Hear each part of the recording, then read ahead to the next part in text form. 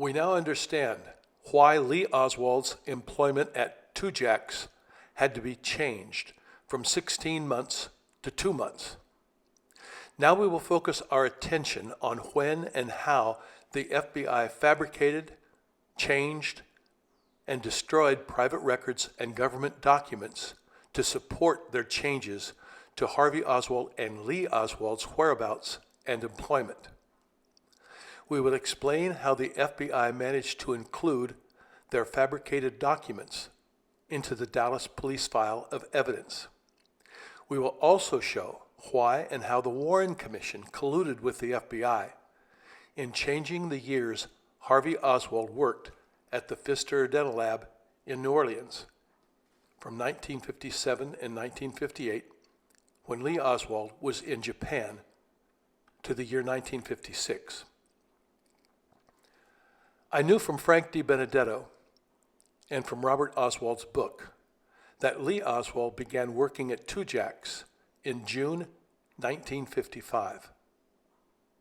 And when I looked at LEE Oswald's employee withholding exemption certificate, I saw the original date was erased and then dated November 12, 1955.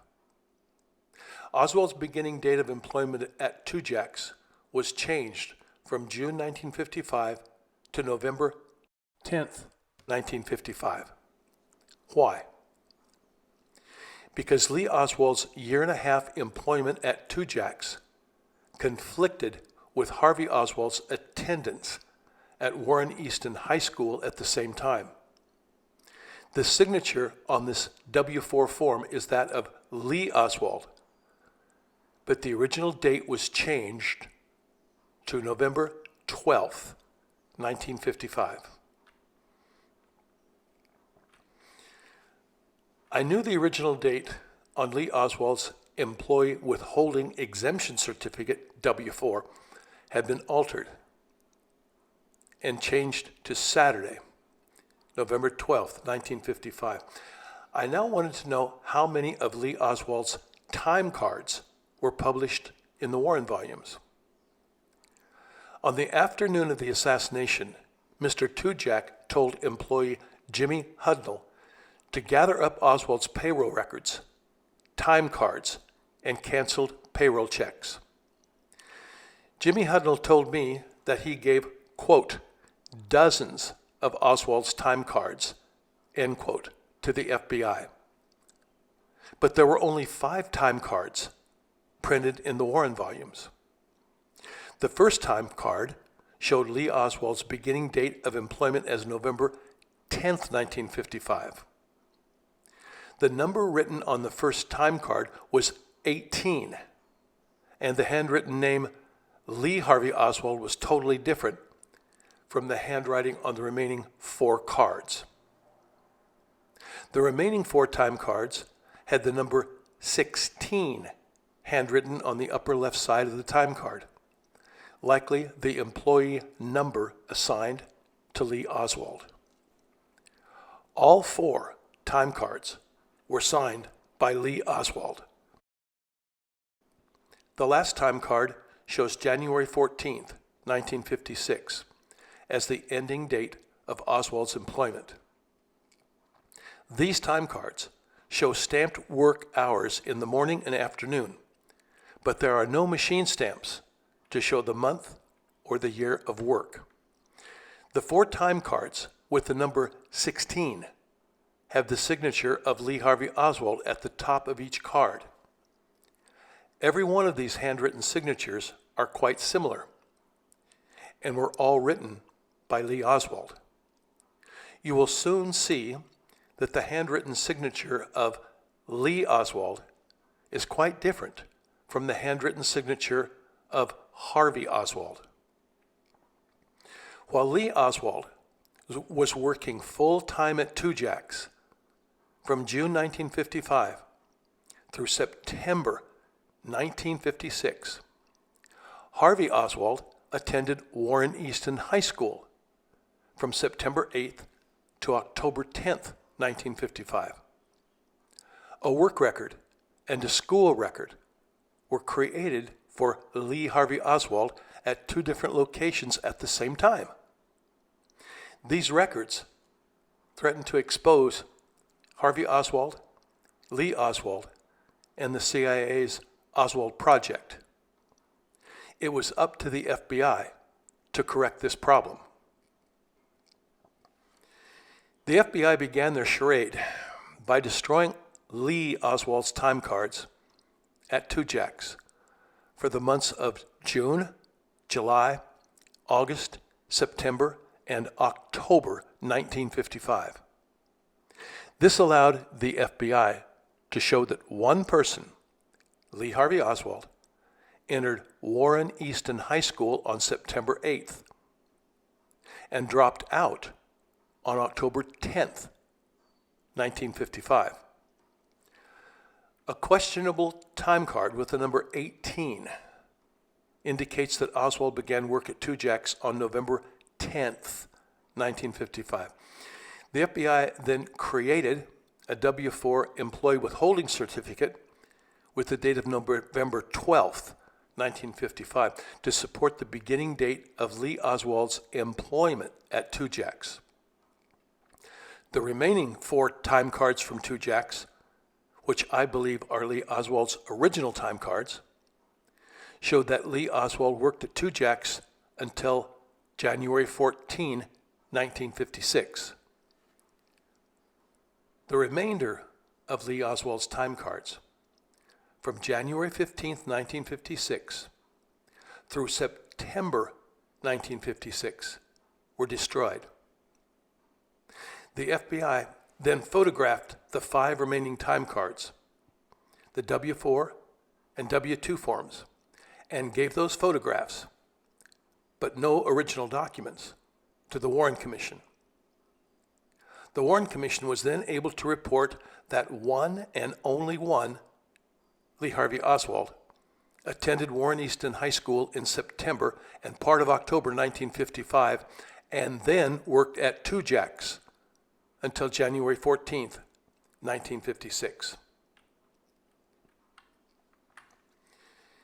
The FBI used the time card dated 1/15 in an attempt to show Lee Harvey Oswald's last day of employment at Tujague was January 14th, 1956. The Warren Commission did nothing whatsoever to verify the beginning or ending dates of Oswald's employment at Tujague, such as checking federal or state tax withholding reports. The Warren Commission simply relied on the FBI's fabricated W-4 and W-2 forms and reported that Lee Harvey Oswald entered Warren Easton High School on September 8th and dropped out on October 10th, and then worked at Tujague from November 10th, 1955 to January 14th, 1956.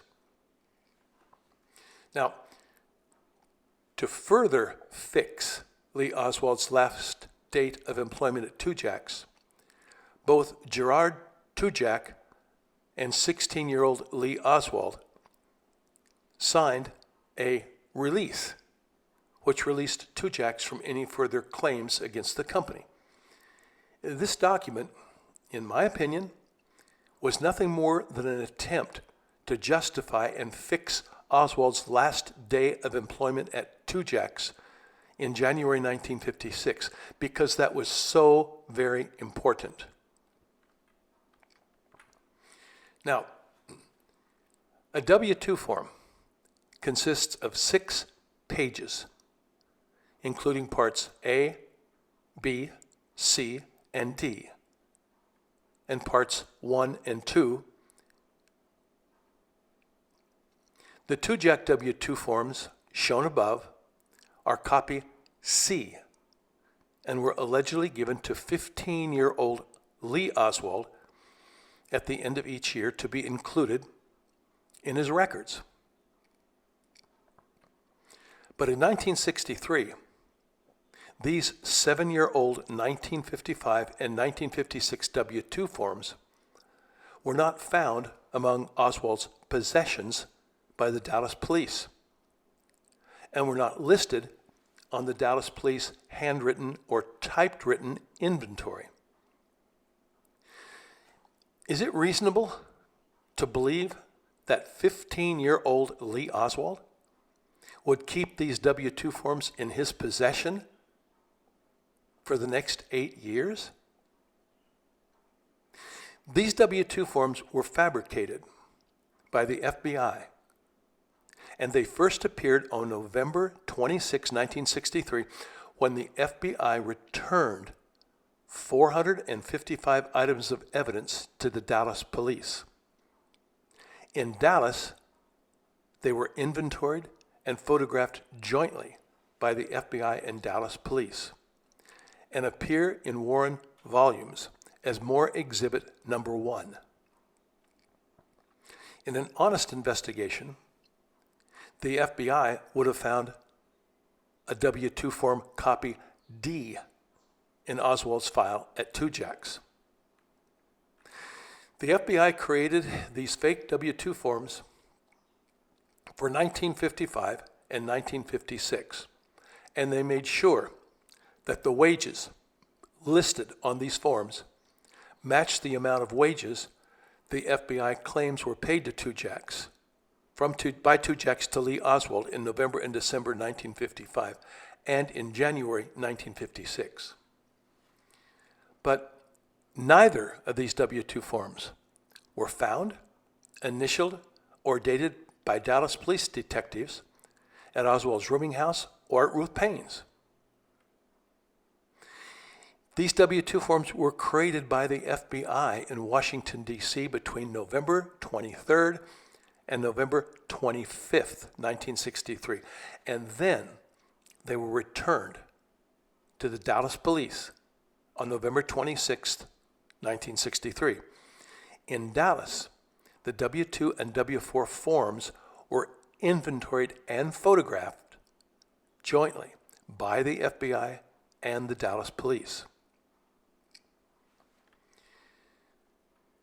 Lee Harvey Oswald's next employment, according to the FBI, was the J.R. Michaels Company.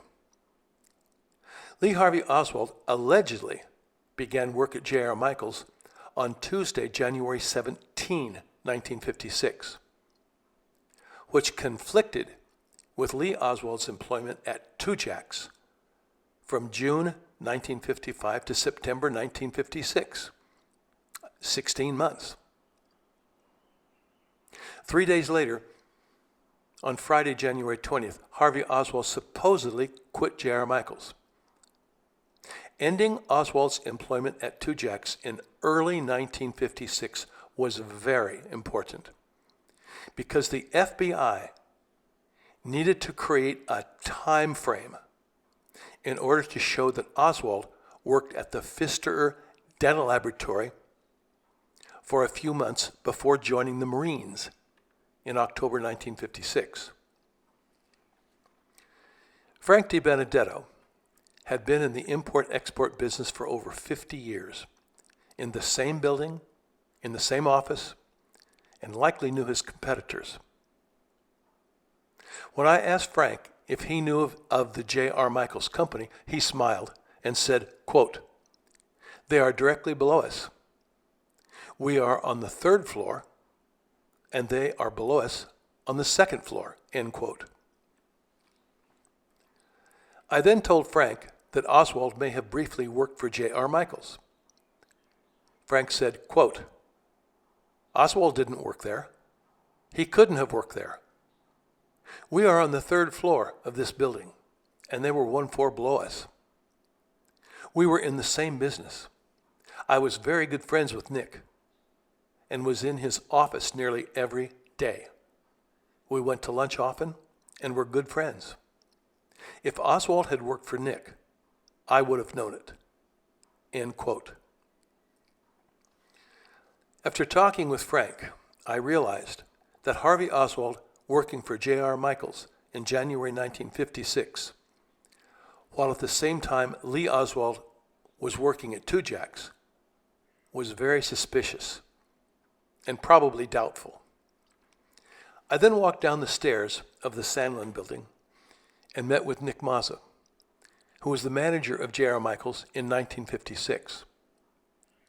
Nick told me that he and Frank were close friends and used to have lunch together most of the time. I asked Nick about Oswald's employment at J.R. Michaels in January 1956. Nick said that if Oswald worked at Tujague's and a few days later worked 1 week at J.R. Michaels, that both he and Mr. DiBenedetto would have known.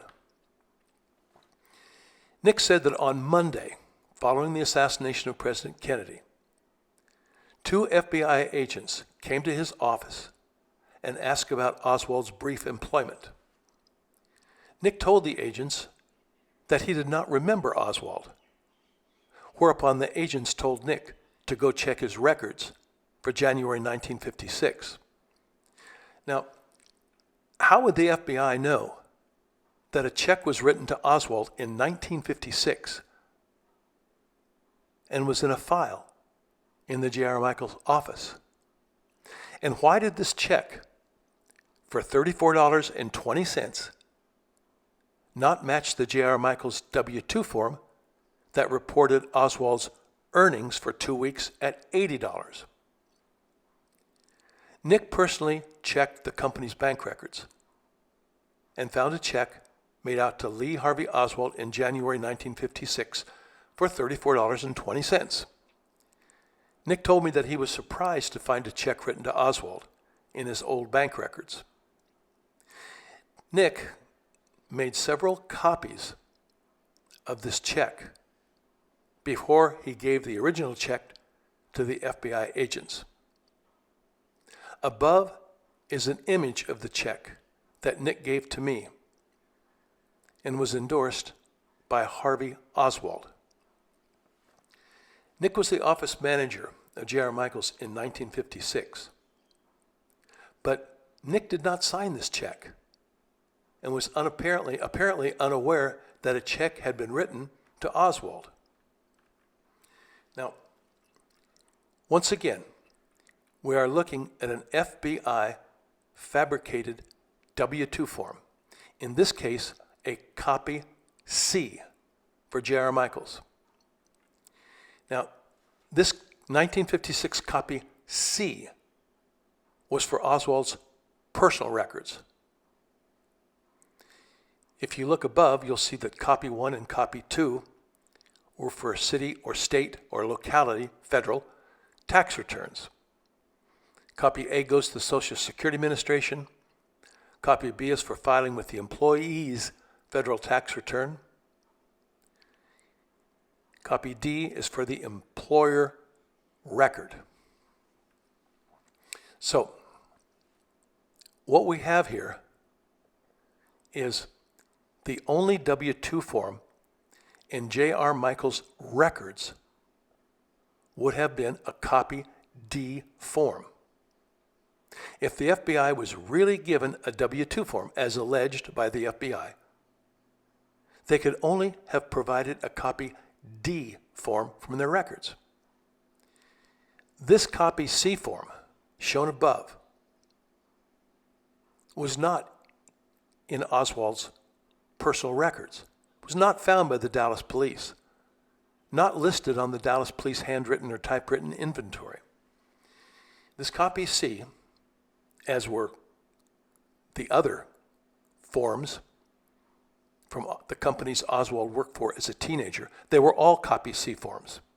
And they were all fabricated by the FBI in Washington, D.C.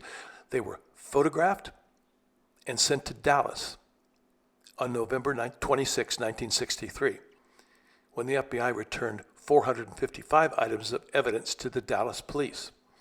Now, in Dallas, the FBI photograph of this form was inventoried and, again, photographed jointly by the FBI and Dallas police, and it appears in the Warren volumes in Moore Exhibit 1. In an honest investigation, the FBI would have found a W-2 form copy D in the J.R. Michaels company file.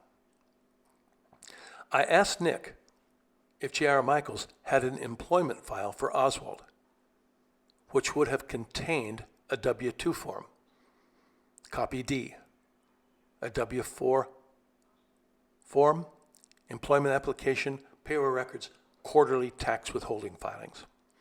Nick said that he never saw an employment file for Oswald.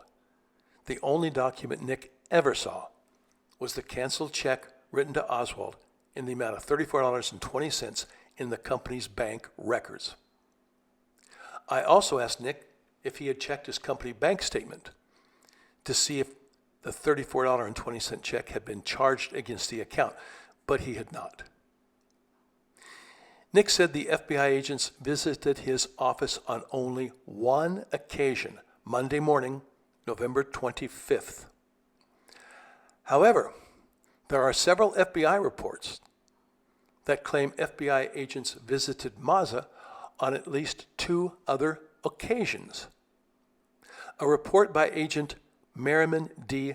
Diven indicates that he interviewed Nick Mazza on Tuesday, November 26, 1963. In the report, Diven states, quote, Mazda has searched the records of his firm and was only able to locate a U.S. Treasury Form W-4, which listed the following information: employee's name, resident, social security number, exemptions, and date, end quote. An FBI summary report written on December 17, 1963 states, quote, the only record he, Nick Mazza, had of his employment was a W-2 form, which he had given to the FBI. Nick Mazza adamantly disputes the contents of these 2 FBI reports and insists there was never a W-4 form or a W-2 form for Oswald because there was never an employee file for Oswald. Nick Mazza insists he met with 2 FBI agents only on one occasion and gave them only one item, a $34.20 check. This check has never appeared in FBI files or published by the Warren Commission.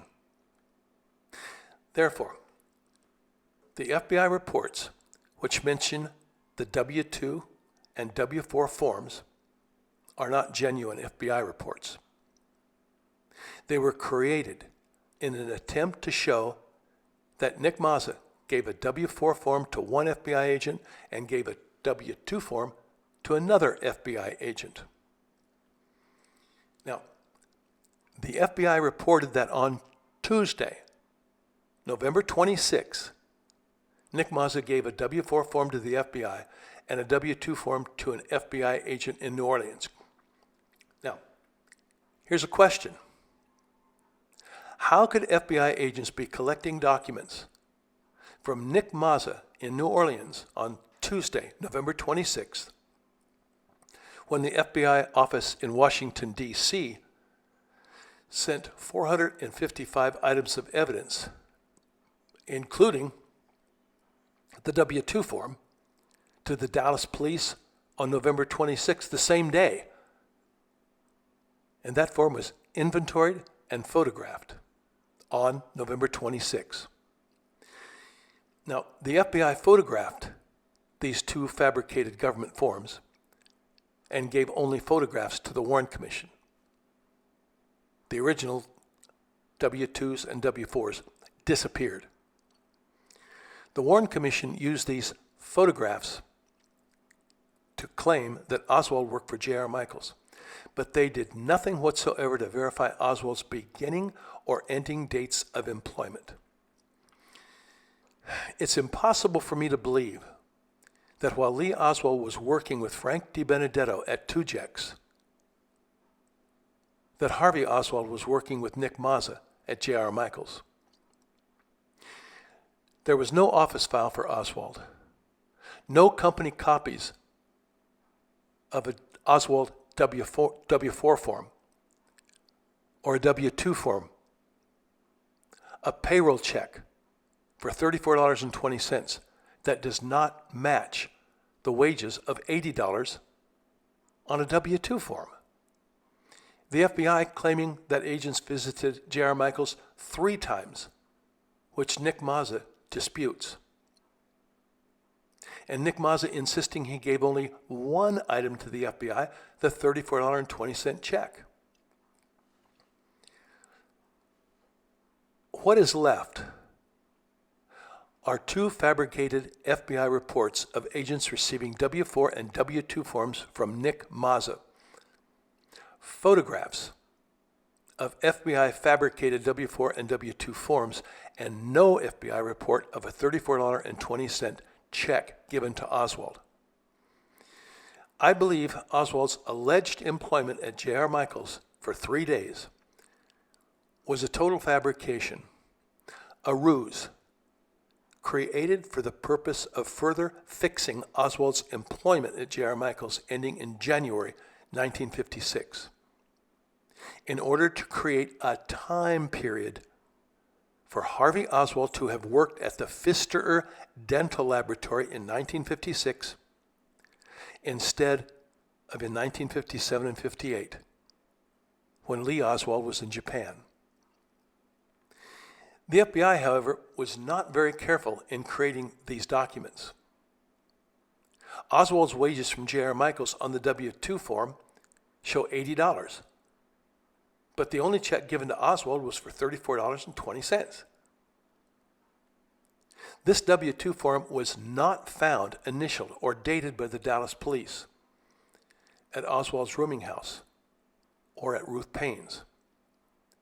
This W-4 form and W-2 form were created by the FBI in Washington, D.C., and then returned to the Dallas police on November 26th with hundreds of other items. Again, in Dallas, these fabricated W-2 and W-4 forms were, for the first time, inventoried and photographed by the FBI and the Dallas police. Researchers who are interested in Oswald's handwriting should look at Harvey Oswald's signatures on the J.R. Michaels Employee Withholding Exemption Certificate, W-4, and Harvey Oswald's signature on the back of the J.R. Michaels $34.20 payroll check.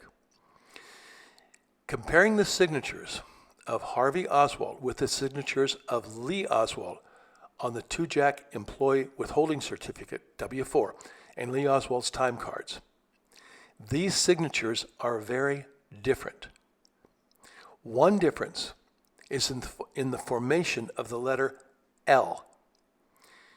LEE Oswald normally writes a capital L by making a curved loop at the bottom left side of the capital L.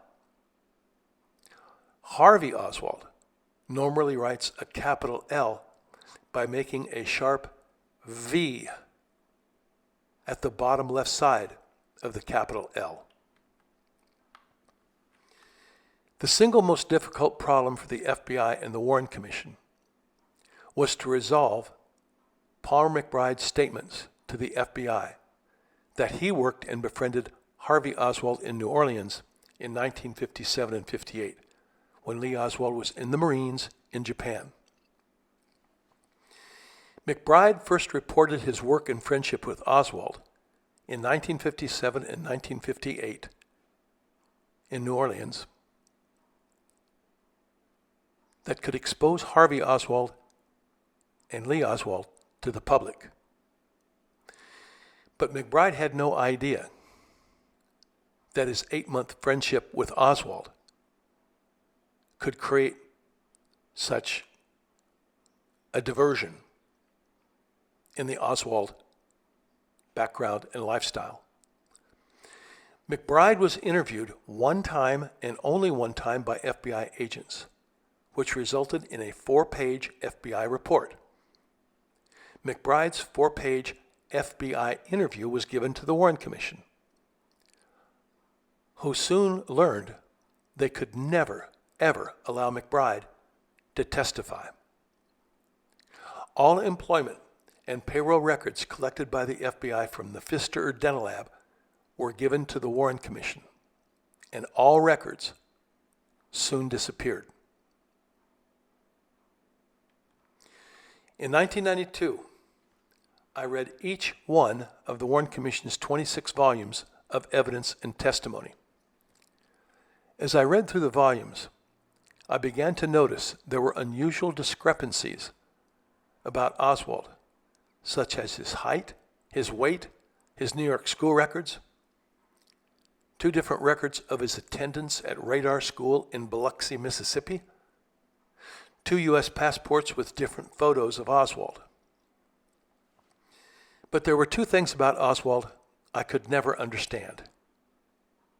First was Oswald's ability to read and write the Russian language. Out of dropping out of school after 1 month of schooling in both the 9th and the 10th grades, nobody has ever been able to show where and when Oswald learned to speak, read, and write the Russian language. George de Mohrenschildt, Harvey Oswald's friend in Dallas, said that Oswald preferred reading classical Russian literature instead of reading English. The second thing that I could not understand about Oswald was Warren Commission Exhibit 1386. This document was an FBI interview of Palmer McBride, Harvey Oswald's friend and co-worker for 8 months at the Pfisterer Dental Lab in New Orleans, while at the same time LEE Oswald was in the Marines in Japan. After reading McBride's FBI interview, I searched for his Warren Commission testimony.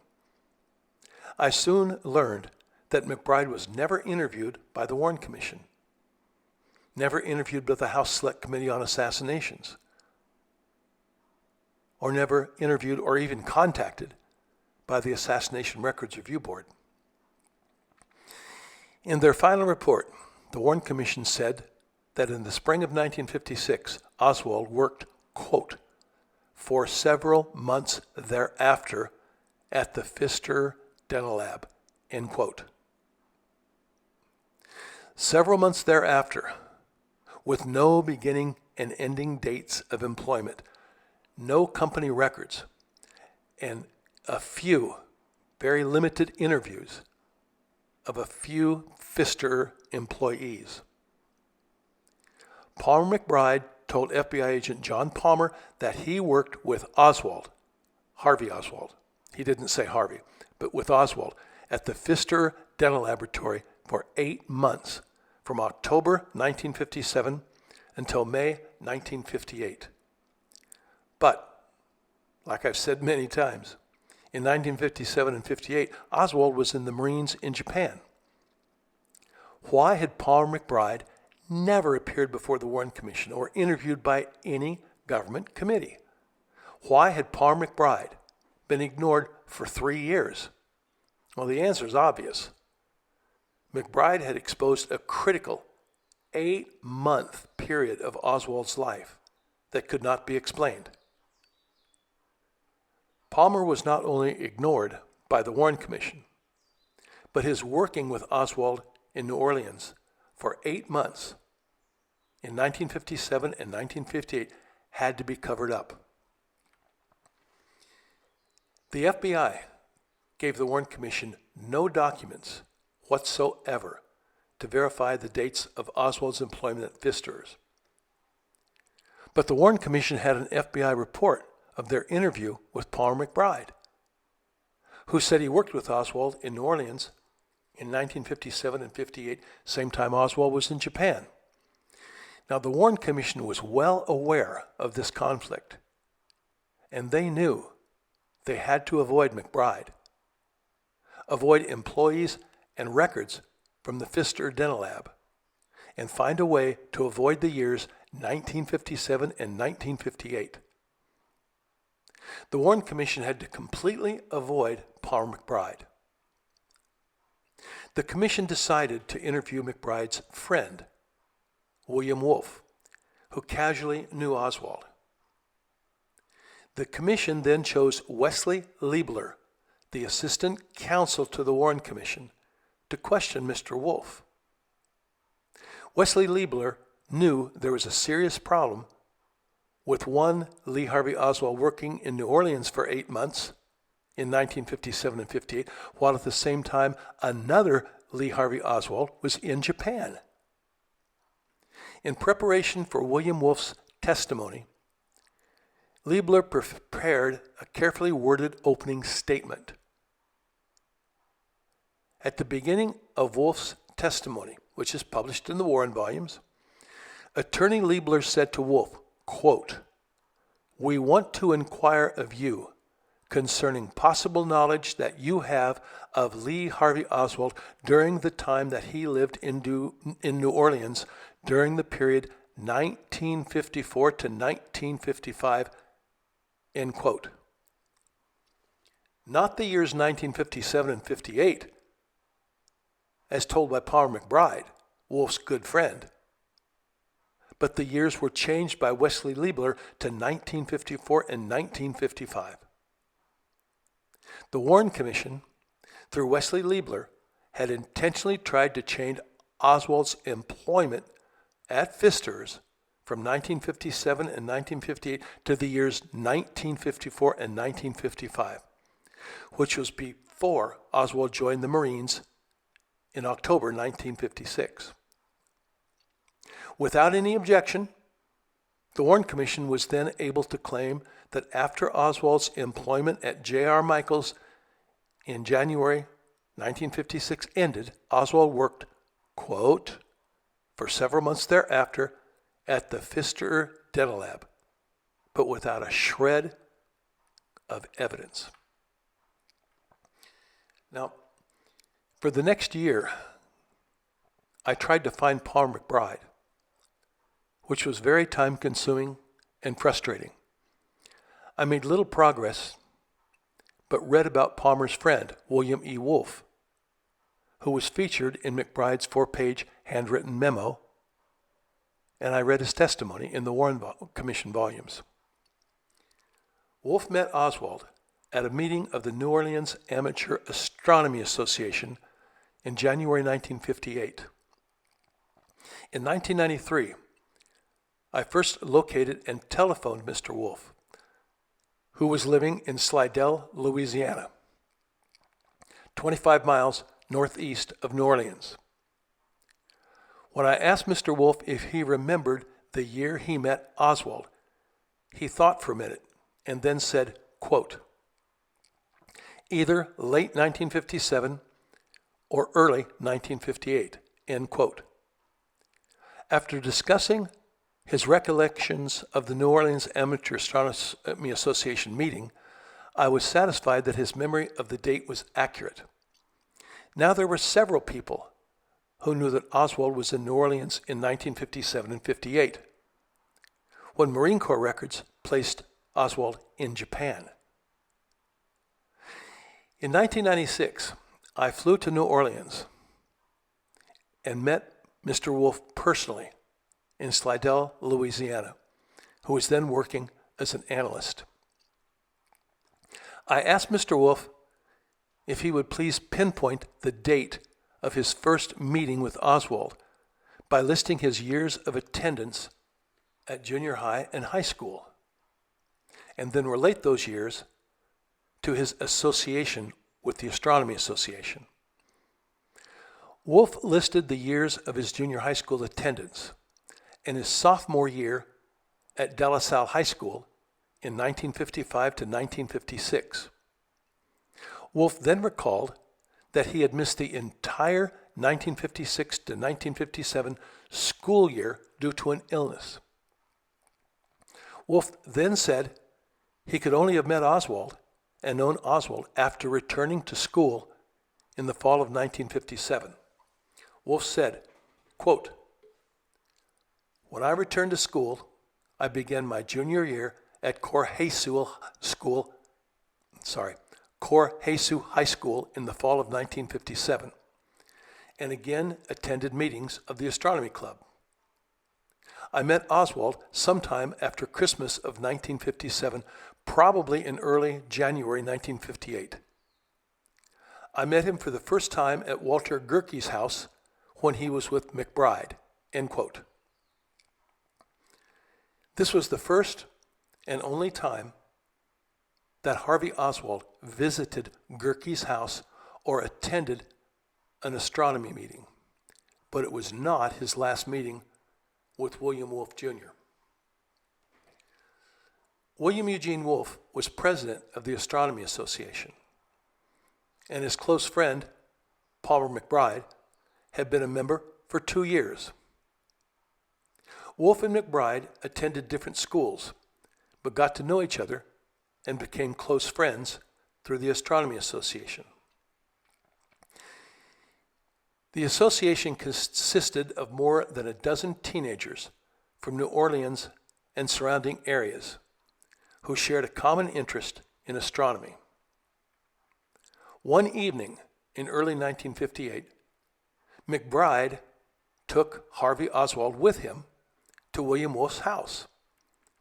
Wolfe told the Warren Commission, quote, he, McBride, brought Oswald, in this case Harvey, over to my house one evening about 10:30 p.m. or so. We got into a very long conversation that lasted maybe until 3 a.m., about 2:30, 3 o'clock in the morning. End quote. A couple of weeks later, McBride and Oswald returned to Wolfe's office for a second visit. Wolfe recalled, quote, the second time I met him was under the same circumstances. This boy, McBride, brought him over and we had another long conversation. And this time I was interested in history and he brought up, I don't know how we got around to it, communism, and he started bringing up his association. He believed in Marxism, Lenin, the Lenin theory, and that he advocated this. He even mentioned that he tried to join a cell of the Communist Party in New Orleans, and he couldn't find any, apparently. We got into a discussion on communism, and he was very vehement about it. And my father, this was about 2 or 3 o'clock in the morning, and we ended up waking up my father. And he came back and he heard the conversation. My father had enough of communism in World War I. And on the German side, and when he got out of the socialist communist revolt was going on in Germany, he was not the man to accept someone else's views, especially when this boy, at his age, was very antagonistic to anyone who didn't believe his way. So my father literally threw him out. End quote. Warren Commission 1386 is a 4-page FBI report of Palmer McBride's memories of Oswald, the Pfisterer Dental Laboratory, and himself in 1957 and 1958. Originally handwritten, this memo was then typewritten by the FBI. It was later given to the Warren Commission, identified as Commission Exhibit 1386, and printed in the Warren Commission's 26 volumes of evidence. On the day of the assassination, Paul McBride was serving in the U.S. Air Force and stationed at Patrick Air Force Base in Florida. That evening, McBride saw and recognized Lee Harvey Oswald from his picture on television. McBride then contacted Air Force Office of Special Investigations. He spoke with a security officer, who then contacted the FBI. FBI agent John Palmer was immediately dispatched to interview McBride. McBride began the interview by telling Agent Palmer that he had worked with Oswald at the Pfisterer Dental Laboratory in New Orleans in 1957 and 1958. McBride explained that his and Oswald's duties were to deliver dental products produced by the lab to local dentists. During breaks from their work, the boys discussed astronomy, politics, and communism. McBride told Agent Palmer that Oswald visited his home on Barone Street on several occasions and together they listened to classical music. McBride said that he visited Oswald at his apartment in the Hotel Senator, which is located directly across the street from the dental laboratory on Dauphine Street. McBride's 4-page handwritten memo was typewritten by the FBI, later given to the Warren Commission, identified as Commission Exhibit 1386, and printed in the Warren Commission's 26 volumes of evidence. Paul McBride knew Oswald from October 1957 through May of 1958. McBride told the FBI that Oswald lived directly across the street from the dental laboratory. The FBI then interviewed the manager of the Hotel Senator and asked for guest registration cards for the year 1956, thereby avoiding 1957 and 1958. No registration cards were found for Oswald during the year 1956, so the FBI had no more interest in the Hotel Senator. In 1995, I called the Pfisterer Dental Laboratory in Metairie, Louisiana, and asked if anyone at the company knew that Lee Harvey Oswald had worked there. My phone call was directed to Linda Faircloth, then the president of the Pfisterer Dental Laboratory. Linda told me that Pfisterer was now a nationwide company and held annual meetings of company presidents. A few years earlier, Ms. Faircloth had been chosen as speaker to prepare a talk and discussion at the annual meeting of her company. For Linda, the name of her subject was already known to everyone: a former employee of her dental lab named Lee Harvey Oswald. Linda had known about Oswald for a long time. After discussing his work at Pfisterer's with the owners and employees of the company, Linda said, quote, "Lee Harvey Oswald worked at Pfisterer on 2 separate occasions as a messenger. The first time, according to what the owners told me, was a short period sometime in 1955. He was rehired in late 1957 in the same position." End quote.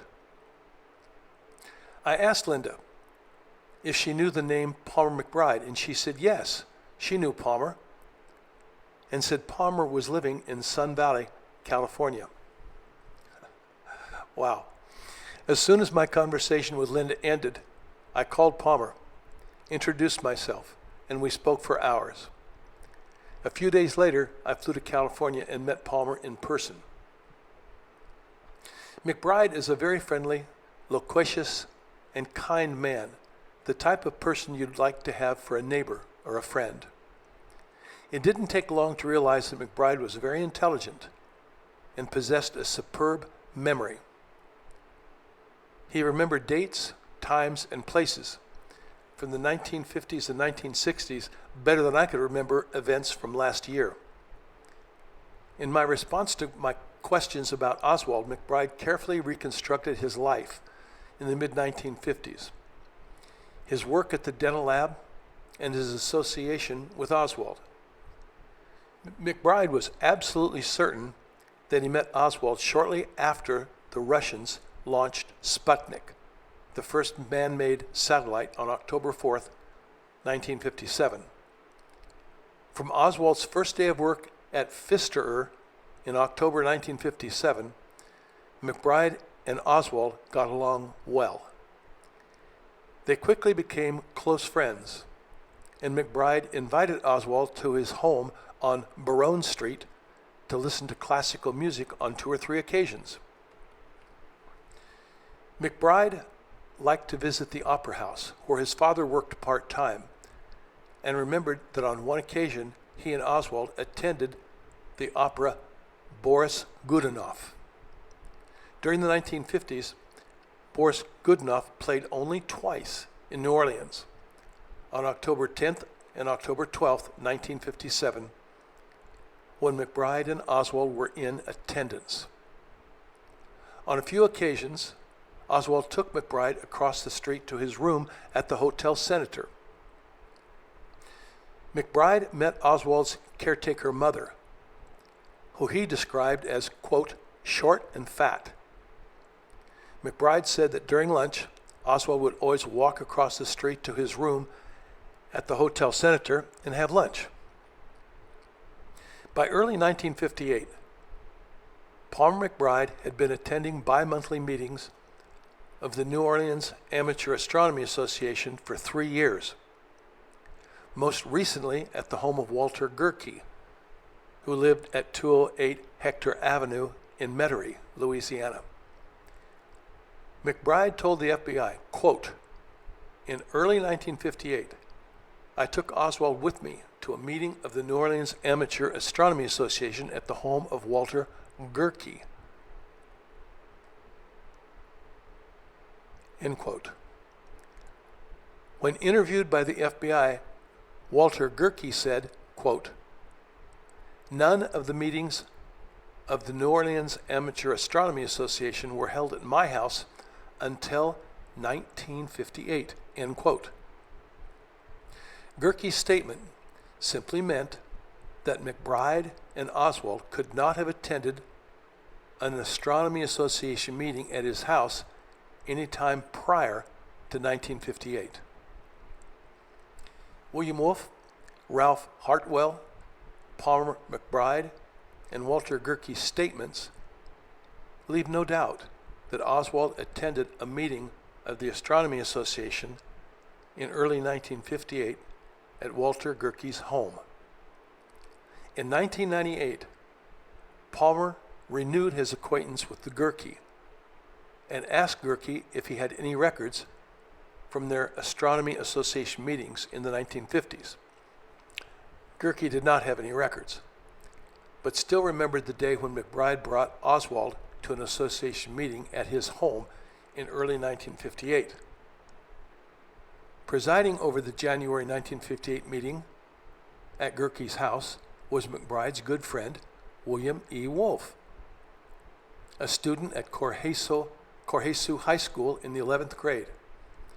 During the meeting, Oswald praised communism and recent Russian space successes, much to the dismay of association members. McBride recalled the members were so annoyed with Oswald's pro-communist talk that Wolfe finally told Oswald, quote, if you like Russia so damn much, why don't you just go over there, end quote.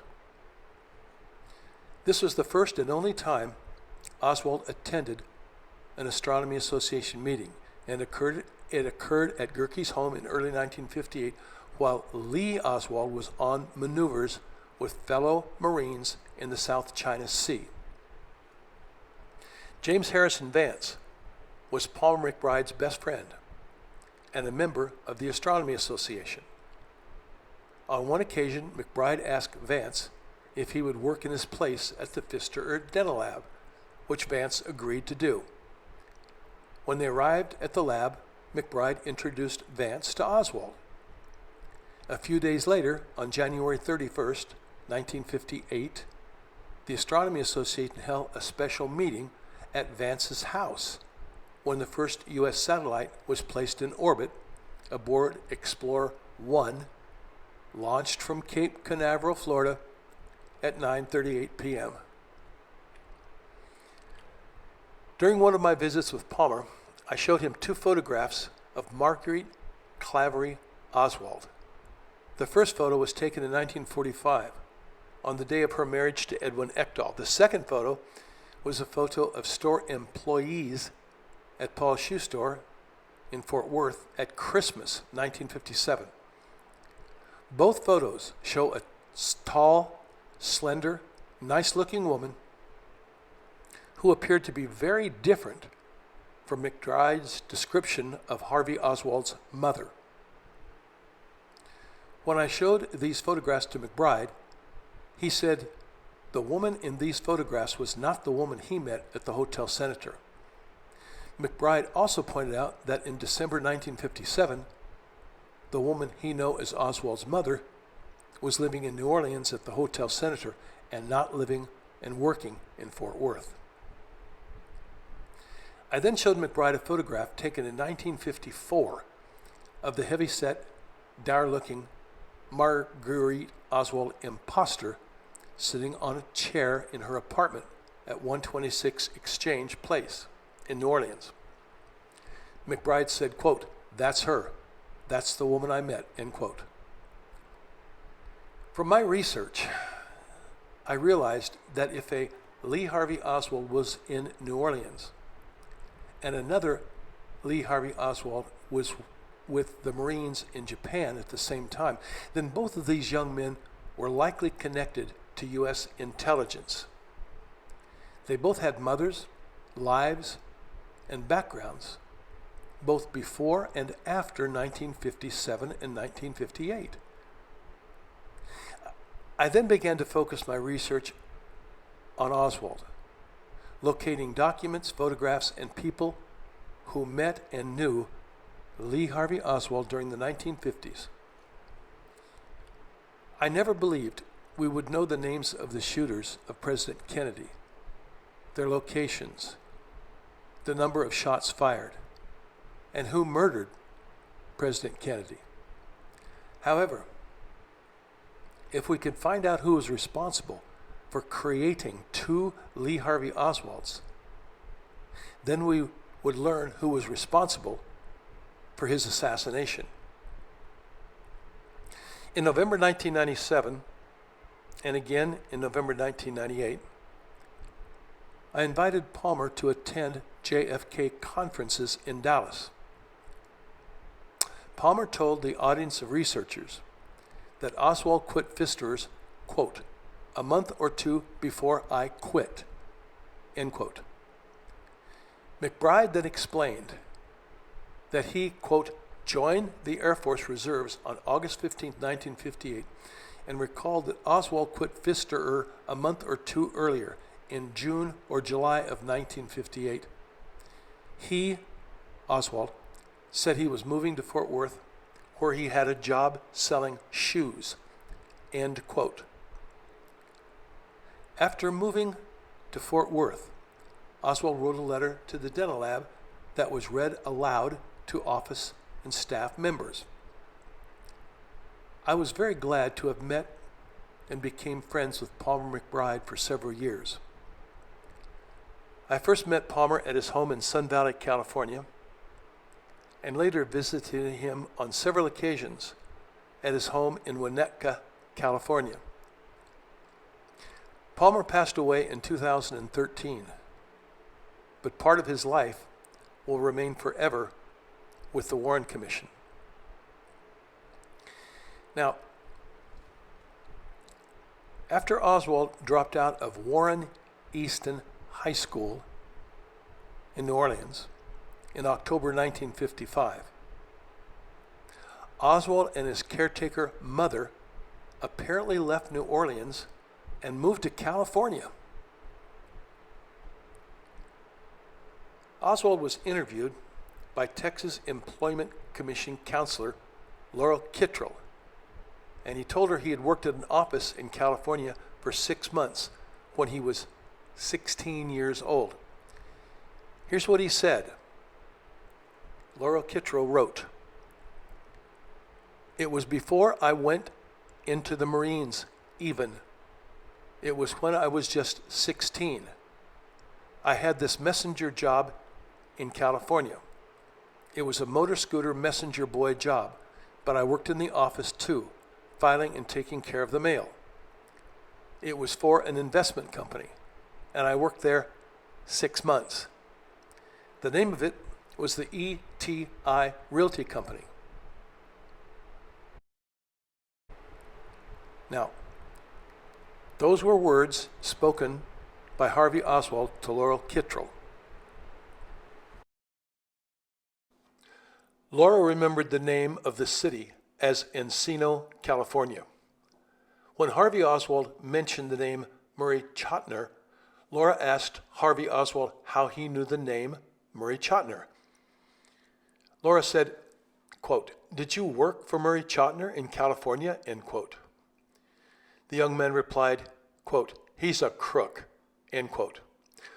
Laura wondered how the young man could have known the name of a little-known political figure in another state. Harvey Oswald, moving to California with his caretaker mother in late 1955, was first indicated in the handwritten note found in Oswald's school file at Warren Easton. 2 years later, when in the Marine Corps, Oswald wrote that he had worked 4 months as an office boy, as shown in civilian occupations in Oswald's Marine Corps file. 6 years later, in October 1963, Harvey Oswald was interviewed by Laura Kittrell of the Texas Employment Commission. Oswald discussed his previous employment with Laura and said that he had worked as an office boy and motorcycle delivery boy in California at age 16. In late 1955, while Harvey Oswald was in California, LEE Oswald was working at Tujague's in New Orleans. After working only 4 months in California, Harvey Oswald and his caretaker mother returned to New Orleans.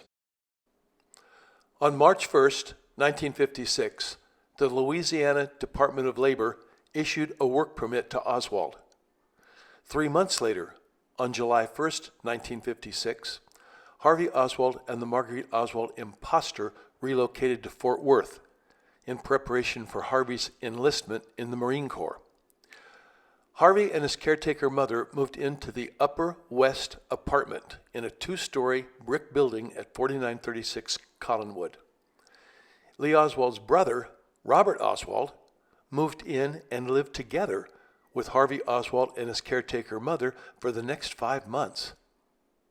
On June 13th, 1956, Robert opened a checking account with $220 at the Westside State Bank and listed his home address as 4936 Collinwood.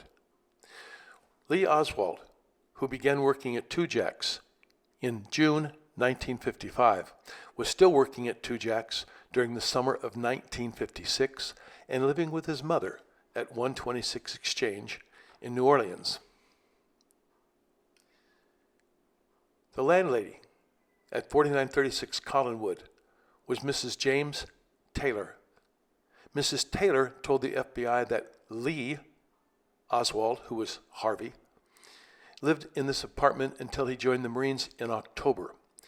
Mrs. Taylor said that Robert Oswald stayed in the apartment until he and his fiancée, Veda Mercer, were married on November 21st, 1956. Prior to his marriage, his fiancée, Veda Mercer, Robert never introduced his future wife to Harvey Oswald or to the Marguerite Oswald imposter, even though he was living with both of them. But no need for an introduction, because these people were not related to Robert Oswald. It should be noted that John Pick told the FBI that in his estimation, Robert Oswald knows considerably more about Lee Harvey Oswald than he does. Yes, of course Robert knows more. Robert knows much more. Robert took the photo of Harvey Oswald at the Bronx Zoo in 1952. Robert was in New York and knew that his brother, LEE Oswald, attended Public School 44 in Manhattan. Robert told the Warren Commission that his brother attended Stripling Junior High in Fort Worth. In July 1955, Robert Oswald was living with his brother Lee and his mother at 126 Exchange in New Orleans. A year later, in 1956, Robert was living with Harvey Oswald and the Marguerite Oswald imposter at 4936 Collinwood for 5 months. At the same time, Robert's mother, Marguerite Clavery Oswald, was living 2 miles away at 3830 West 6th. In 1958, Robert took a photograph of his tall, husky brother during a hunting trip. Robert Oswald, who knew both LEE Oswald and Harvey Oswald for the past 6 years, probably had knowledge of the plan to have Russian-speaking Harvey Oswald assume the identity of his brother, American-born LEE Oswald. The last time John Pick saw his younger brother, 12-year-old LEE Oswald, was in New York 9 years earlier, in February 1953. 9 years later, in 1962, Robert Oswald hosted a family gathering for Thanksgiving at his home in Fort Worth. Robert invited half-brother John Pick and his family, and Harvey Oswald and his family for dinner. After not seeing his real brother for 9 years, Robert Oswald was hoping that John Pick would now accept 23-year-old Harvey Oswald as his brother. Pick, after talking and observing Harvey Oswald, had his doubts and later told the Warren Commission, quote, "The Lee Harvey Oswald I met in November of 1962 was not the Lee Harvey Oswald I had known 10 years previous," end quote. Robert Oswald was involved and had knowledge of both Harvey Oswald and LEE Oswald for 11 years prior to the assassination of President Kennedy, and always supported the Warren Commission and said that his brother shot President Kennedy. LEE Oswald's older brother, John Pick, refused to identify the man in these 4 photos as his brother. We can only imagine John Pick's answer if he was asked if the man in this photo was his brother. While Harvey Oswald, the Marguerite Oswald imposter, and Robert Oswald were living at 4936 Collinwood in Fort Worth, the tall, nice-looking Marguerite Clavery Oswald and LEE were still living in New Orleans. On July 31st, 1956, Marguerite terminated her employment at Gold Ring's department store. LEE Oswald ended his 16-month employment at Tujague's around the same time, and mother and son moved to Fort Worth. John Pick told the Warren Commission, quote, "He, Robert Oswald, told me about a trip that he made to pick them up or something down there. They called him up one time, and he drove down and got them and drove back all in the same trip." After moving from New Orleans to Fort Worth, LEE Oswald's tall, nice-looking mother moved into apartment number 3 in a small 4-unit building at 3830 West 6th in Fort Worth. In November 1956, after LEE joined the Marines, the Fort Worth chapter of the Red Cross received a letter from his tall, nice-looking mother, Marguerite Oswald, who listed her address as 3830 West 6th and gave her phone number as Pershing 22737. In February 1957, LEE Oswald took leave from the Marines and stayed with his mother for 2 weeks. On May 9th, 1957, the Retail Merchants Association recorded Mrs. Oswald's employment at Clyde Campbell Men's Store and her residence address as 3830 West 6th. In June 1957, LEE Oswald again took leave from the Marines and stayed with his mother for 2 weeks.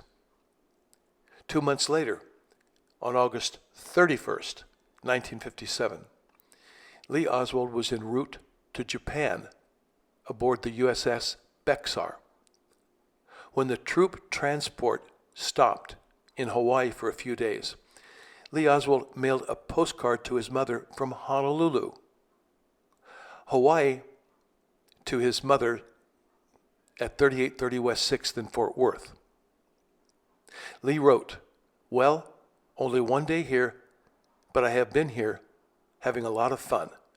12 days more at sea to Japan. Love, LEE." During Christmas 1957, when the Marguerite Oswald was living at 3830 West 6th, She was working at Paul's shoe store in Fort Worth. The fourth person from the left side is Marguerite Claverie Oswald. The tall man standing behind Mrs. Oswald is Gene Watson, the man who gave me this photograph. On November 25th, 1963, FBI agent Arnold Brown interviewed Mr. L.M. McCracken, who said the mother of Lee Harvey Oswald was a neighbor who lived in the same building at 3830 West 6th. McCracken said that Lee Oswald came home on one or two occasions and stayed around the house for about 2 weeks on each trip. Marine Corps records show that Lee Oswald took leave from the Marines in February and in June 1957 before he sailed to Japan. The FBI, after interviewing Mr. McCracken, made no attempt to interview the owner of 3830 West 6th and record the beginning and ending dates of Marguerite Claverie Oswald's tenancy, her place of employment, and additional tenants, if any.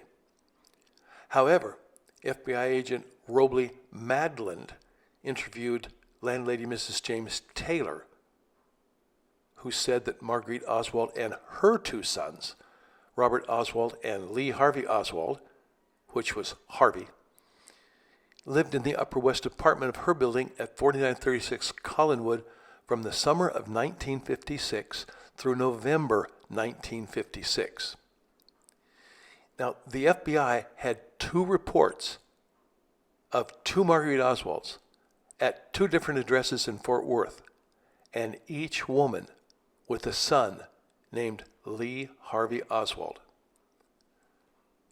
If the FBI had conducted a thorough investigation of Marguerite Oswald and Lee Harvey Oswald in 1956 and 1957, they would have been able to show a short, dumpy, heavy-set Marguerite Oswald lived at 4936 Collinwood from July 1st, 1956 through June 1st, 1957, while at the same time, the tall, nice-looking, well-dressed Marguerite Claverie Oswald, mother of Robert and Lee Oswald, lived at 3830 West 6th from August 1956 through early 1958. Once again, the FBI followed their usual practice of failing to investigate conflicting evidence which would have exposed the two Oswalds. Now, during questioning by the Warren Commission, the Marguerite Oswald imposter became confused and disoriented about the time she moved to Fort Worth in 1956 from her previous address. Former CIA Director Alan Dulles, who most likely knew the history of both Oswald families, then interrupted her testimony and said, "I think you moved to Fort Worth with Lee in September 1956. While Robert Oswald was living at 4936 Collinwood with Harvey Oswald and the Marguerite Oswald imposter, it is important to understand that Robert Oswald's mother, Marguerite Claverie Oswald, was living in apartment number 3 at 3830 West 6th, only 1.8 miles from Robert. The short, heavy-set Marguerite Oswald imposter lived at 4936 Collinwood for only 1 year. When she moved out of the apartment on June 1st, 1957, she moved to 1031 West 5th. A couple of months later, in the fall of 1957, the short, heavy-set Marguerite Oswald imposter and Harvey returned to New Orleans, where they lived at the Hotel Senator. After relocating to Fort Worth, Harvey Oswald enrolled in Arlington Heights High School on September 5th, 1956. But the short, thin Harvey Oswald was not recognized by classmates who knew the much taller, husky Lee Oswald only 3 years earlier in grammar school. Richard Garrett knew Lee Oswald quite well in grade school and watched as Harvey Oswald walked up to him in the hall at Arlington Heights. Garrett told Life magazine, quote, I remember I had to look down to talk to him, and it seemed strange, because he had been the tallest, the most dominant member of our group in grammar school. He looked like he was just lost. He was very different from the way I remember him, and he tried to sell me on communism." End quote. Philip Anderson, who knew Lee Oswald well in grade school and spent the night at his home on several occasions, said the Oswald he met at Arlington Heights was not the same person that he knew in grade school. On September 28th, 3 weeks after enrolling at Arlington Heights, Harvey Oswald withdrew from the school and joined the Marines. On October 8, 1956, Robert Oswald wrote a $10 check from his account to Lee H. Oswald, which was cashed at a nearby 7-Eleven store by Harvey Oswald. On the front of this check, Robert wrote his address as 4936 Collinwood, phone number PE 87259. Now, we're going to talk about W-2 and W-4 forms that were created in Washington, D.C. by FBI for Dolly Shue, for Jared Tujague, J.R. Michaels, and the Pfisterer Dental Laboratory. We'll first talk about underage Louisiana state regulations. In the state of Louisiana, all underage workers were required by law to obtain underage work permits from the Division of Women and Child Employment at the Louisiana Department of Labor. This agency should have received several applications from 15-year-old Oswald and issued multiple work permits to him in 1957 and 57 for work at Tujague's, J.R. Michaels, and the Pfisterer Dental Laboratory. Work permits would have been dated prior to working at any of these companies. But the FBI claimed the state agency had no record of a work permit issued to Lee Oswald for Tujague's, or to Harvey Oswald, or for J.R. Michaels, or the Pfisterer Dental Laboratory. Yet the same agency issued Oswald, in this case Harvey, an underage work permit for Dolly Shue in 1955 and another permit in 1956. We now understand that if an underage work permit had been issued to 15-year-old Lee Oswald for his 1.5-year employment at Tujague's, the work permit and his employment would have been dated in June 1955 and then conflicted with Harvey Oswald attending Warren Easton High School 3 months later in September 1955. If an underage work permit had been issued to Harvey Oswald for work at J.R. Michaels, the work permit would have been dated in early January 1956 and conflicted with Lee Oswald's working at Tujague's. If an underage work permit had been issued to Harvey Oswald to work at Pfisterer's, the work permit would have been dated in September 1957 and conflicted with Lee Oswald serving in the Marine Corps in Japan. We know that a file existed for Harvey Oswald because he was given an underage work permit for Dolly Shue, but this file disappeared. We don't know if an underage work permit was given to Lee Oswald for his work at Tujague's because there's no record of this file. Next, we're going to talk about U.S. customs regulations. Federal regulations required that employees of customs brokers who handled international cargoes be authenticated. Employees were required to appear in person at the U.S. Customs Office, where they filled out forms, were questioned, identified, and photographed. An authentication file was created that contained information on the employee, the firm he represented, and was held at the U.S. Customs Office. Robert Oswald, in his book, LEE, recalled that in July 1955, his brother said, quote, "They're sending an order to Portugal this week," We received a shipment from Hong Kong just this morning, end quote. There's little doubt that U.S. Customs and the Louisiana Department of Labor should have had authentication files for LEE Oswald. If the Louisiana Department of Labor and U.S. Customs had an authentication file for Lee Harvey Oswald, they probably turned the files over to the FBI after the assassination. Mrs. Lucille Legullian worked at the export control section of U.S. Customs and routinely dealt with customs brokers, including Tujague and J.R. Michaels. Lucille told the FBI that anyone who worked for a customs broker, including 15-year-old Oswald, was required to be authenticated by her office. She explained that her section would have photographed Oswald and maintained a file on him, including the beginning and ending dates of his employment and the firm he represented.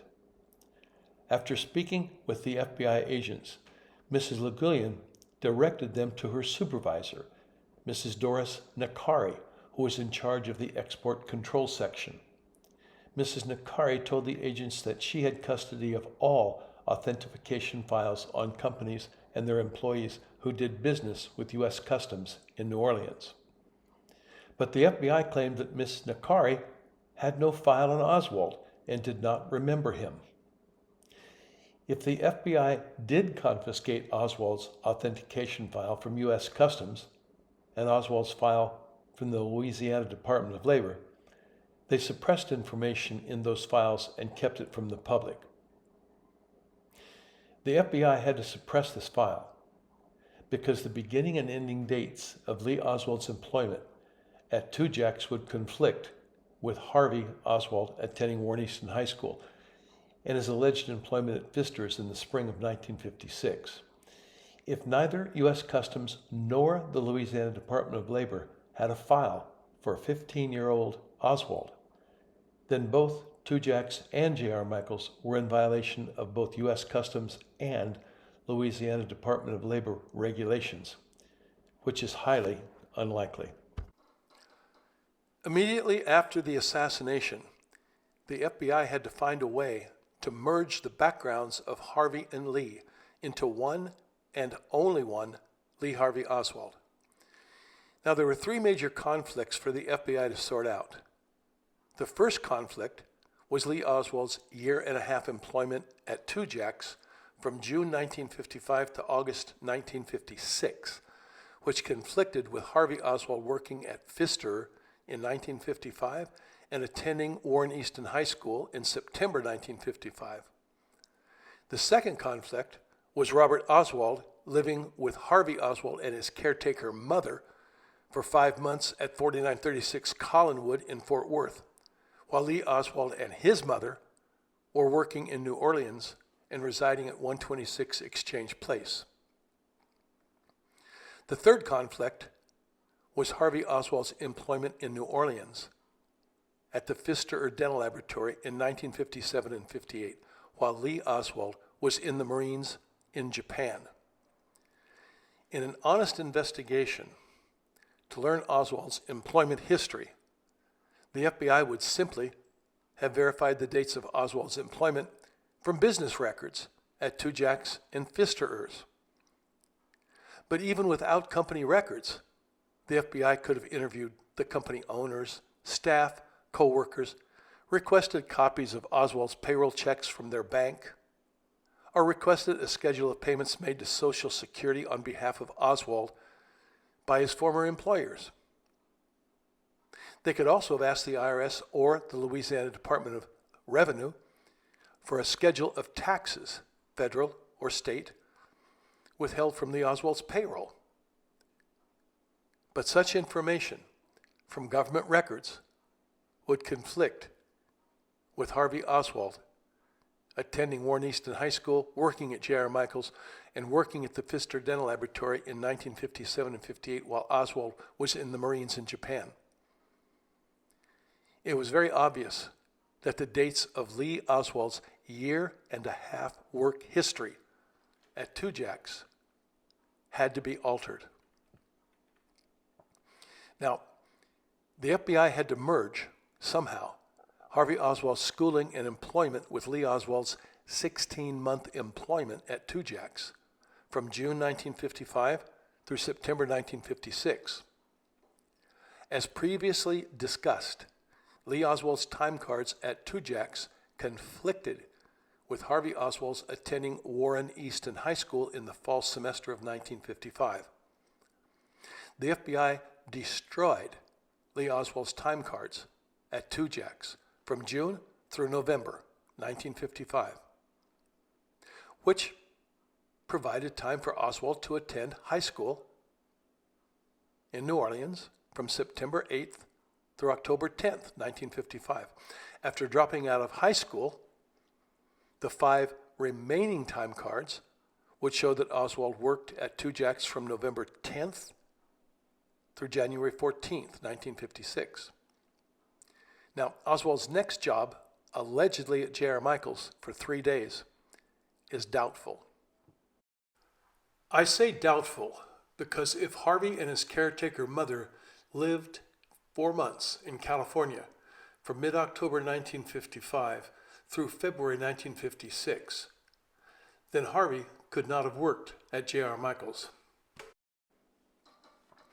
By discarding the remainder of Oswald's time cards from Tujague's from January 15th, after J.R. Michaels, through September 1956, there was now time for Oswald to have worked several months thereafter at the Pfisterer Dental Laboratory in New Orleans, before he joined the Marines in October.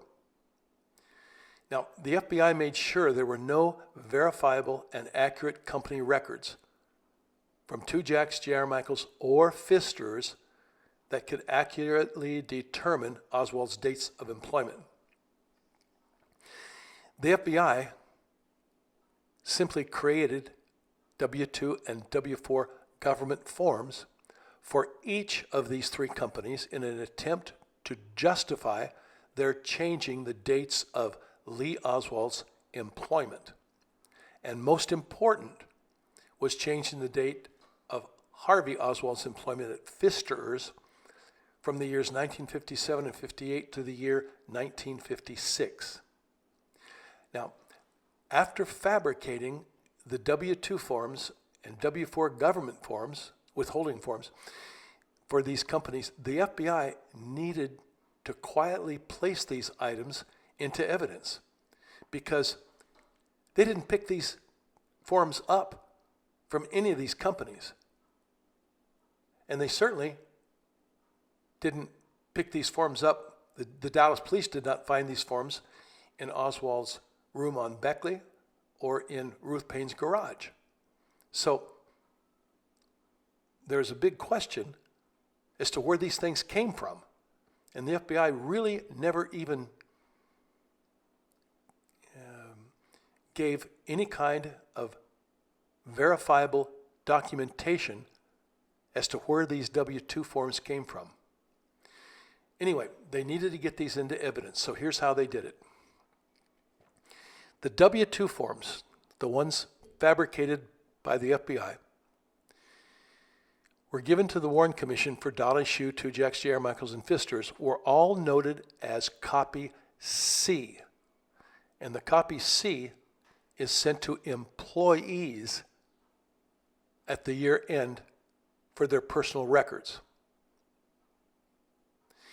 A duplicate copy of employee W-2 forms, noted as copy D, are kept in the company's file. Now, if the FBI had visited these companies and had obtained W-2 forms from these companies, they would have obtained copy D, not copy C. That was only for the employees' records. So, on the afternoon of November 22nd, 1963, the Dallas police searched Harvey Oswald's room at his rooming house in North Beckley, Ruth Payne's house and garage in Irving. Each and every item was initialed and dated by Dallas police detectives, listed first on a handwritten inventory and then listed on a typewritten inventory at Dallas Police Headquarters.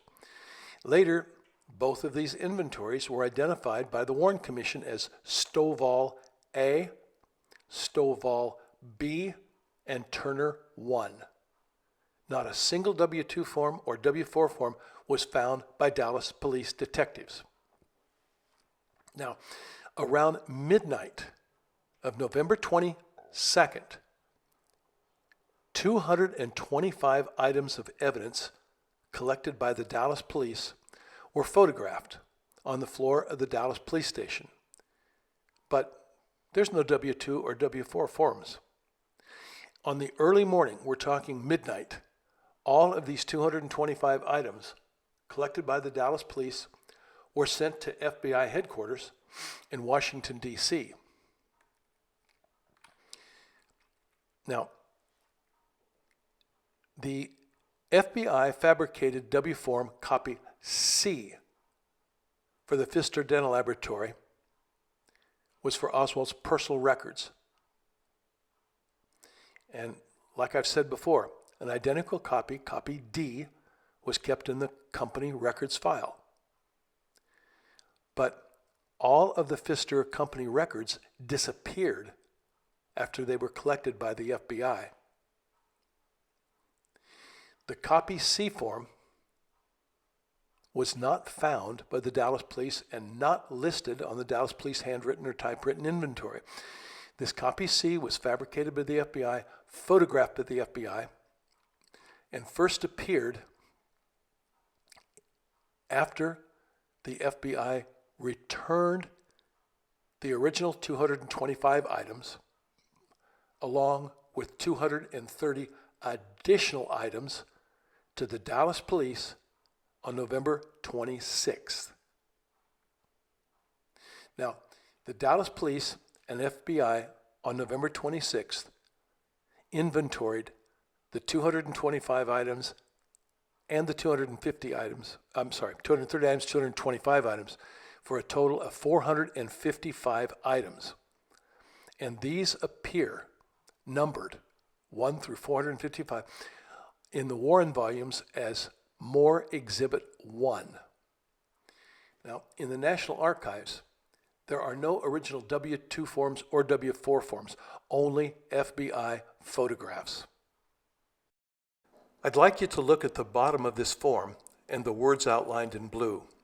It reads, "This inventory was made and typed in FBI office, Dallas, Texas. Invoice, search warrant, Ruth Paynes, Irving, Texas, 11/23/63. The FBI wants us to believe that all of the items listed on the page were obtained with a search warrant, but we've already learned that the Dallas police did not find any W-2 forms during their search. In an honest investigation, the FBI would have found copy D forms, one for the year 1957 and one for the year 1958 in the Pfisterer Dental Lab company file. And these original forms should be in the National Archives, but they're not. All we have are photographs. At FBI headquarters in Washington, D.C., the FBI began to fabricate W-2 and W-4 government forms with a typewriter. And they used the same typewriter to fabricate all of the W-2 forms. The Tujague, J.R. Michaels, and the Pfisterer Dental Lab W-2s and W-4s were all typed with the same typewriter. And the FBI mistakenly fabricated the copy C, which was given to company employees for their records, instead of copy D, which was held in the employer's file for each of these companies. Now, the FBI photographs of these fabricated W-2 and W-4 forms were then included with 230 items of evidence that the FBI added to the original 225 items they received from the Dallas police 3 days earlier. On November 26th, the FBI sent a total of 455 items of evidence to the Dallas police, where each item was inventoried and photographs. Researchers may want to look closely at the Dolly Shoe and Tujague W-2 forms for 1955 and focus particularly on the Social Security number and the 126 exchange on both forms, because the Social Security number and the 126 exchange address on all of these forms are identical. In the mid-1990s, I made transparencies of each W-2 form. When these transparencies are overlaid onto one another, the address and the Social Security numbers match perfectly. Now, we then sent copies of these W-2 forms to Don Stafford, an archivist at the IBM Corporation. Don studied the forms and noted that the characters, pitch, and typewriter offsets on each of these W-2 forms are identical. In her words, these W-2 forms, quote, were typed with the same typewriter, end quote. Now, government W-2 and W-4 forms from 3 different companies during 2 different years that were all typed with the same typewriter is a clear indication of fraud. None of the W-2 and W-4 forms were found, dated, or initialed by the Dallas police, nor were they listed on the original police inventory of 225 items. The only initials on these forms were the initials RF, the initials of FBI document specialist Robert Frazier. Photographs of these fabricated W-2 and W-4 forms were among the 230, quote, additional items of evidence, end quote, that the FBI sent to the Dallas police on November 26th. The first record of these W-2 and W-4 forms were made when the FBI and Dallas police made a joint inventory and photographed the 455 items of evidence that were returned by the FBI on November 26th. Now, there's one more thing I would like to tell the audience. I spent a lot of time at the National Archives, and one of the things I did was I had a list of the 455 items. And every day I was allowed to get, I honestly don't remember, 30, 40, 50 items, whatever I could, and look at those. It took me a week and a half or so to look through all of these 455 items. But what I did was very simple. I had the list of 455 items on the right side, on my right side, my right hand. And I had the original 225 items collected by the Dallas police on my left side, my left hand. And all I would do was look at a document. And I would look for Dallas police dates and initials. And if the dates and initials of the Dallas police were on certain items, I would put them on the left side with the original 225 items collected by the Dallas police. If there were no Dallas police initials or dates, I'd put them on the right side, because those items came from the FBI and were not picked up by the Dallas police. Now, if we look at the Moore Exhibit 1, what we find is items 168 and 169. And 168 is titled Withholding Tax Statements for 1955 and 1956 for LEE Oswald. Number 168 is same thing, withholding tax statements 1955, and 1956 for LEE Oswald. That's items 168 and 169. Now, if we go to another page, the next page, we have item number 175 is listed as withholding tax for 1956 in the name of Lee Harvey Oswald. So these items are listed on the Dallas Police FBI report of November 26th. So the original 225 items of evidence that were initialed, dated, and photographed by Dallas police detectives were sent to the FBI on November 23rd. 3 days later, on November 26th, the original 225 items of evidence and the additional 230 items of evidence added by the FBI were returned to the Dallas police. Now, I've already said that photographs of the W-2 forms were listed as number 168, 169, 175 on the joint FBI Dallas Police inventory. And these items were among the 230 additional items of evidence that were added by the FBI. A total of 455 items. In other words, the original 225 items plus 230 additional items from the FBI were then photographed and inventoried jointly by the FBI and Dallas Police and then given to the Warren Commission.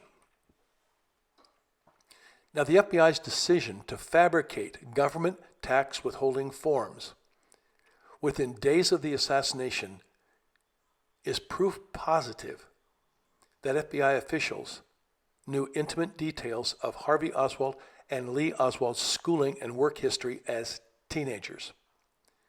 The dates and dollar amounts of these tax withholding forms were chosen by the FBI for the purpose of merging the backgrounds of Harvey and Lee in order to show that one person, Lee Harvey Oswald, attended high school before working at Tujague's, probably did not work at J.R. Michaels, and then worked a few months at Pfisterer Dental Laboratory in 1956 before he joined the Marines in October.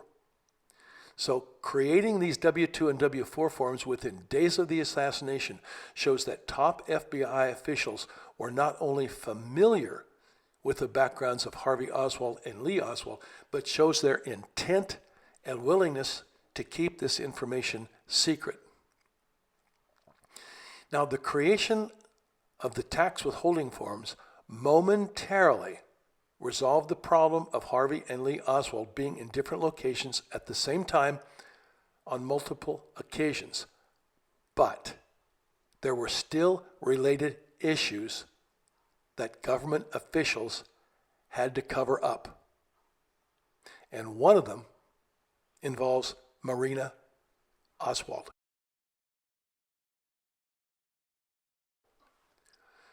The Social Security Administration had complete financial records showing FICI tax payments based upon Oswald's teenage employment. In 1955, Dolly Shue paid FICA taxes for Oswald. In 1955 and 56, Tujague paid FICA taxes for Oswald.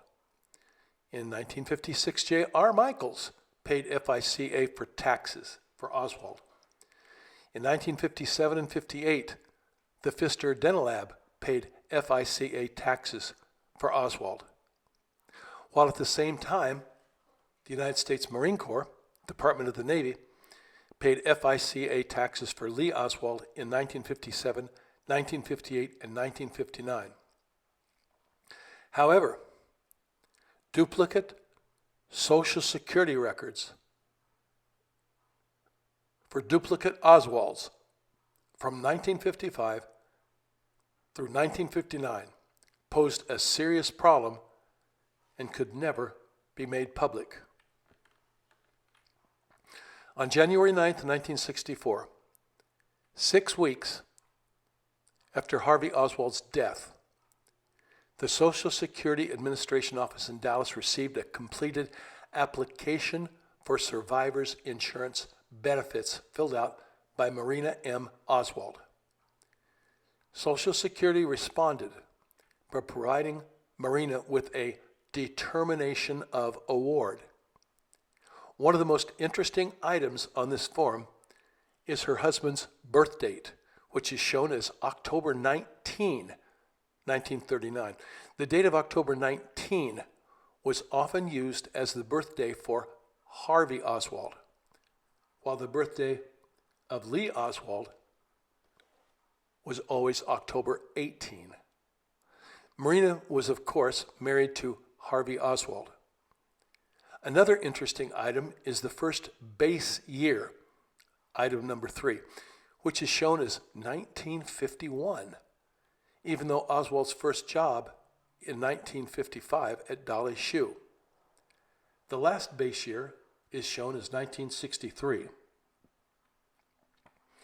The base years, 1951 to 1963, were to be used to compute Marina's Social Security benefits.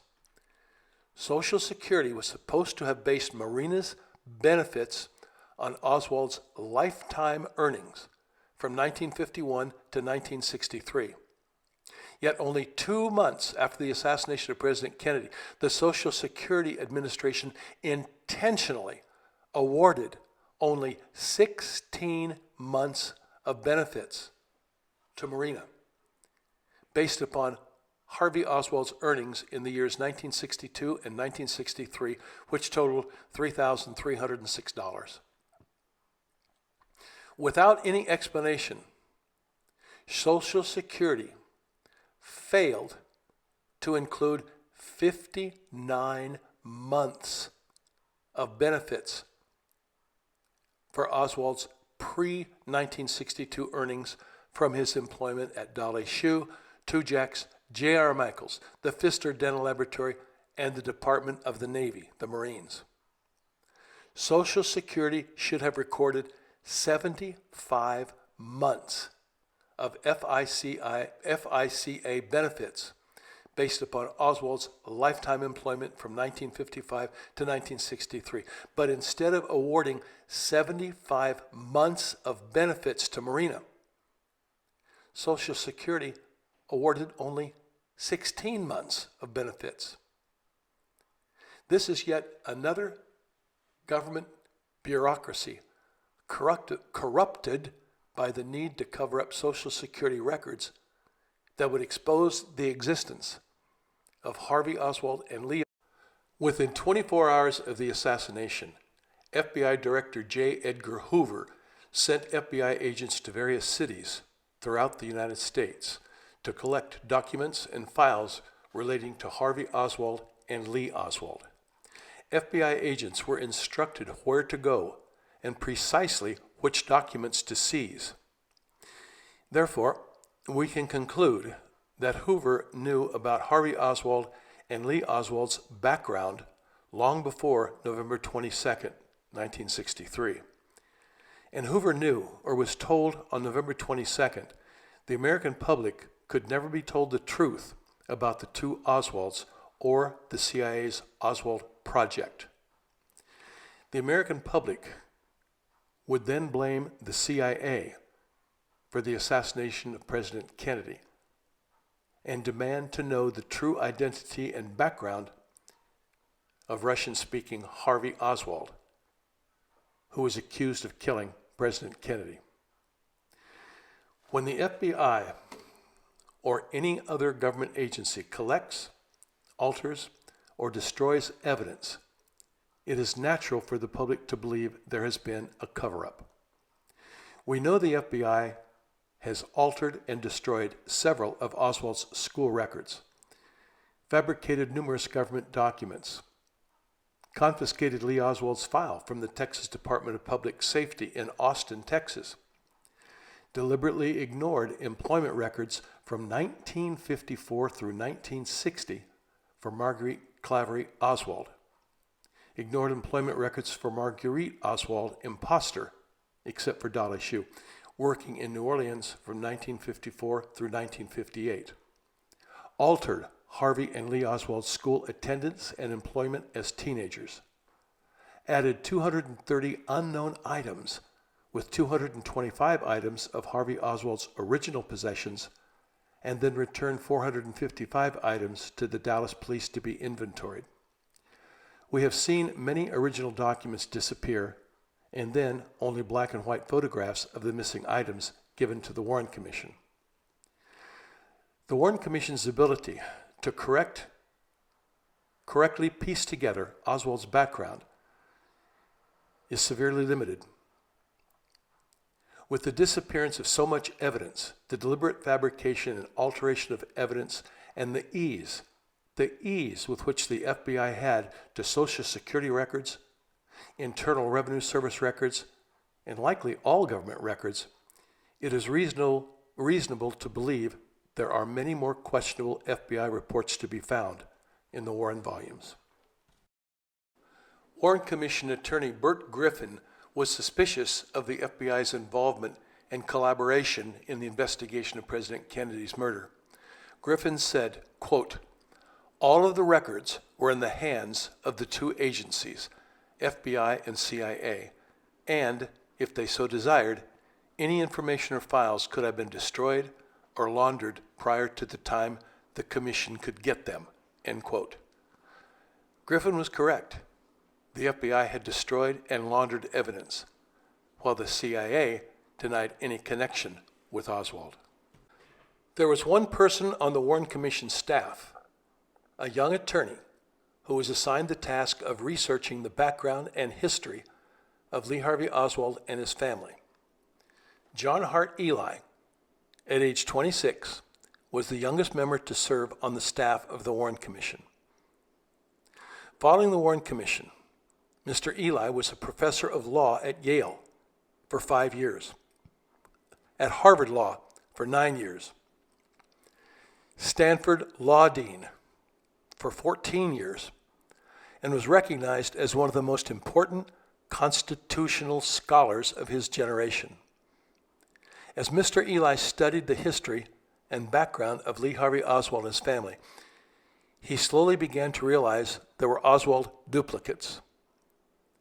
As a young staff attorney, Mr. Ely did not openly discuss his thoughts about Oswald with colleagues, but included some of his thoughts in written memoranda. On April 10, 1964, Commission Attorney Albert Jenner wrote to General Counsel Rankin and said, quote, "There are details in Mr. Ely's memoranda which will require alteration and in some cases omission. Alteration and omission of evidence relating to the background of Lee Harvey Oswald and his family was required." Years later, in 1975, Mr. Ely shared his thoughts and wrote, quote, "Devising a coherent and credible theory to explain what happened in Dallas on November 22, 1963. One that isn't forced to hypothesize a number of duplicate Lee Harvey Oswalds has proved quite a different matter." Warren Commission staff attorney John Hart Ely, in his own words, was telling us there were duplicate Lee Harvey Oswalds.